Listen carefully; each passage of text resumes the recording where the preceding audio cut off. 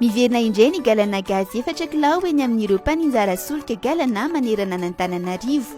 Dian'izao ary dia ento takalo tavoahangy galana gazy vaovao be ilay miloko maitso, ny tavoahangina gazy efatra kilao anao taloha miloko volomboasary, tavoahangy efa feno no omenanao, eny miaraka amin'ny détenteur maimaimpoana. Hitanao eny amin'ny tobin-tsolika galana ihany koa ireo kit fatapera miaraka amin'ireo tavoahangy gazy efatra kilao vaovao ireo.